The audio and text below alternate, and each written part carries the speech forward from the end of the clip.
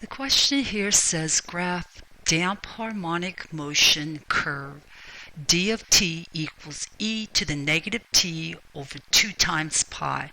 Now that negative t over 2 times pi is the same as negative t times 1 over 2 pi. That's the way you should write it, times the cosine of t. And we're only interested in values between 0 and 2 pi.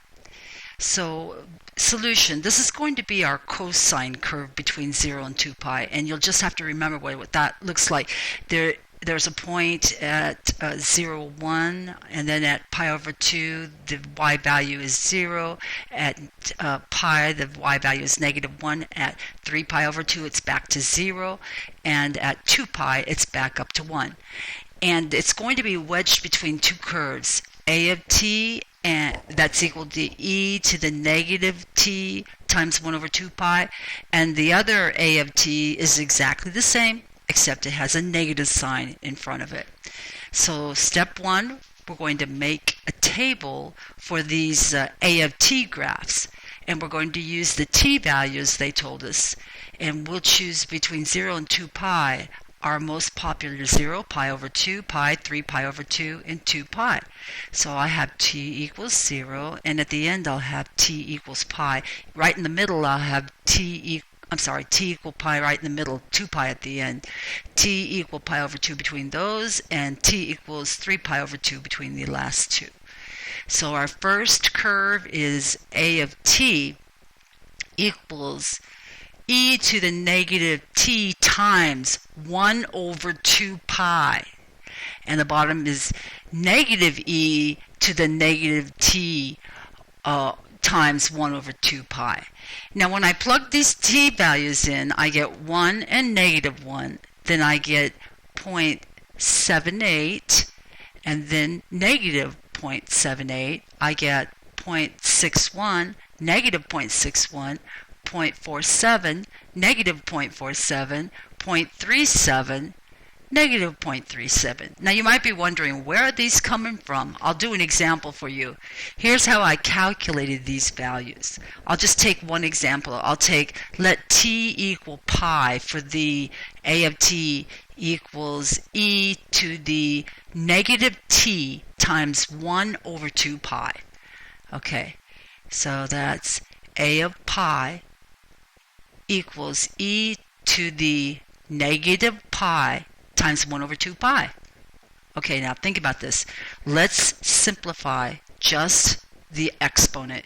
Cancel a factor of pi on the top and bottom. You get e raised to the negative 1 over 2.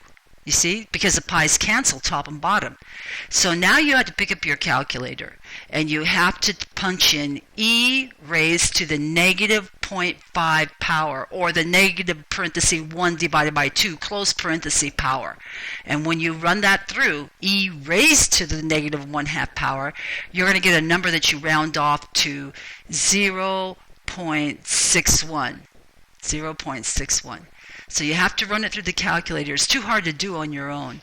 And that's an example of where these numbers are coming from. I just calculated them each using the calculator. Okay, step 2, I'm going to graph these a of t curves, the plus and the minus, e raised to the negative t divided by 2 pi.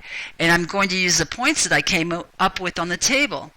So let's see, I'm going to draw the y-axis and then the t-axis. The t-axis will go from 0 to 2 pi and no more.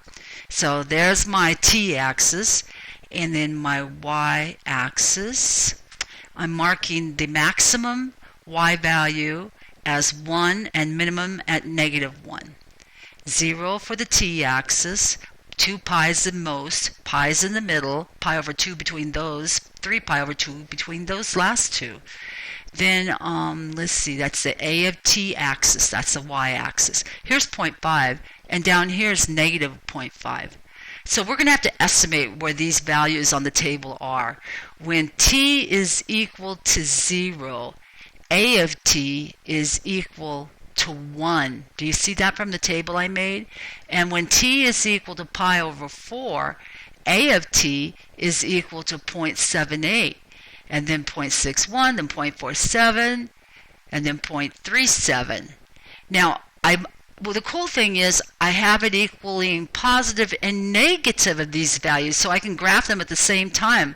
And then I connect each of these graphs, the top and the bottom one, together with a smooth curve. So see, connect, connect, connect. Now do it on the bottom. Connect, connect, connect.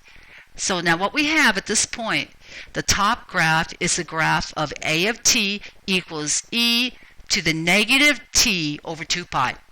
The bottom graph is y equals, or A of t equals negative e of negative t over 2 pi.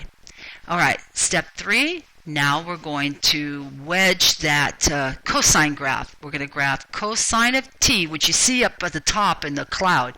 We're going to wedge that between the bottom and top function that I already graphed. Okay, so look. Just take a look for a second at that cloud upstairs. The highest, when t is equal to 0, cosine is at its maximum height. When t is equal to pi over 2, it's at 0. When t is equal to pi, it's at its minimum height. When t is equal to 3 pi over 2, it's at 0.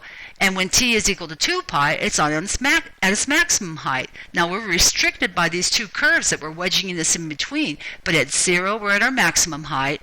At pi over 2, we're at 0. At pi, we're at our minimum. At 3 pi over 2, we're at 0. And at 2 pi, we're at our maximum. Now connect that together with a smooth curve, and we're finished.